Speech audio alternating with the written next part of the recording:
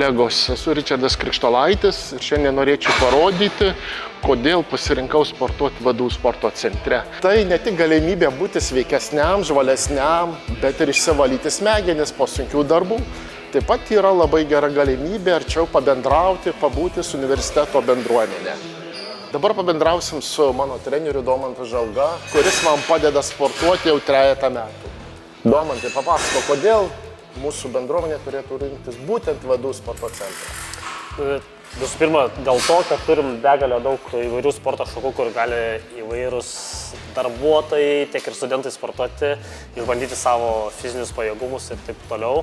Bet to turim daug specialistų, kuriais gali darbuotojai pasitikėti. O sakyk, Domantai, ar gali ateiti tiek pirmakursis, tiek doktorantas, tiek dėstytojas? Visiškai visus priemam, prižiūrim, nuoširdžiai dirbam, visiems paaiškinam, pamokom, padedam pasiekti tikslų. Jeigu turi problemų kažkokių, tai irgi padedam jas susitvarkyti. Galiu patvirtinti, kad Domantas tikrai man padėjo, aš irgi atėjau į sporto centrą su tam tikra problema ir Domantas man jau 3 metus padeda spręsti tam tikras problemas. Toliau pademonstruosime praktiškai, kaip atlikti keletą pratimų kartu su trenerio pagalba.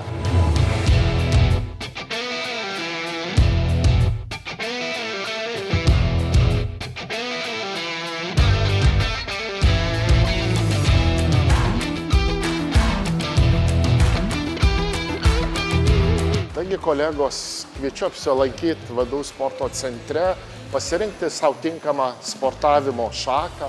Čia jums padės tikrai profesionalūs treneriai, dėstytojai. Daugiau informacijos apie mūsų sporto centrą galite surasti sportas.vdu.lt.